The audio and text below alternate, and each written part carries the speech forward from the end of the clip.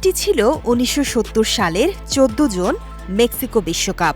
Brazil বনাম Peru match শুরুর ঠিক আগের মুহূর্তে খেলা থামিয়ে দিলেন কিংবদন্তি পেলে। মাঠের মাঝখানে বসে তিনি বুটের ফিতা বাঁধতে শুরু করলেন। দুনিয়ার সব ক্যামেরা তখন জুম করে দেখালো পেলের পায়ে জ্বল করছে পুমার লোগো। মাত্র কয়েক সেকেন্ডের এই দৃশ্যের নেপথ্যে ছিল ফুটবল ইতিহাসের এক চরম বাণিজ্যিক যুদ্ধ। এর জন্য পেলে পেয়েছিলেন $1,20,000, যা আজকের বাজারে প্রায় $10.৫ লাখ।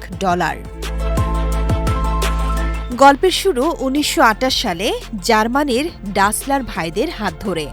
অ্যাডলফ ও রুডলফ মিলে জুতার ব্যবসা শুরু করলেও ব্যক্তিগত বিরোধে আলাদা হয়ে যান। অ্যাডলফ গড়েন অ্যাডিডাস আর রুডলফ পুমা। এই দুই ভাইয়ের এই পারিবারিক শত্রুতা রূপ নেয় ব্যবসায়িক যুদ্ধে।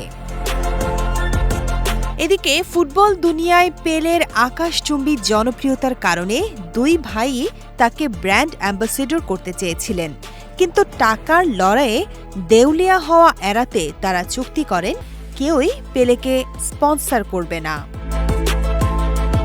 কিন্তু পুমা চুক্তি ভঙ্গ করে গোপনে পেলেকে বড় অঙ্কের প্রস্তাব দেয়। শর্ত ছিল মাঝ মাঠে ক্যামেরা জুম করার পর বুটের ফিতা বাঁধতে হবে। পুমা এর জন্য ক্যামেরাম্যানদেরও আগে থেকে টাকা দিয়ে রেখেছিল। এই কাণ্ড দেখে রাগে ফেটে পড়েন অ্যাডিডাসের মালিক অ্যাডলফ।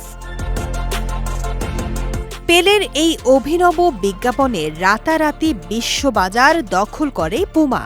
আজ এত বছর পরও তাদের নিজ শহর হার্জোগেনাউরাখের মানুষ দুই ব্র্যান্ডের দ্বন্দ্বে বিভক্ত। তবে দিন শেষে লাভ হয়েছে সবারই।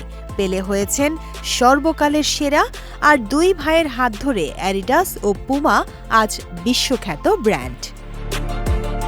বিজয় টিভি নিউজ ডেস্ক।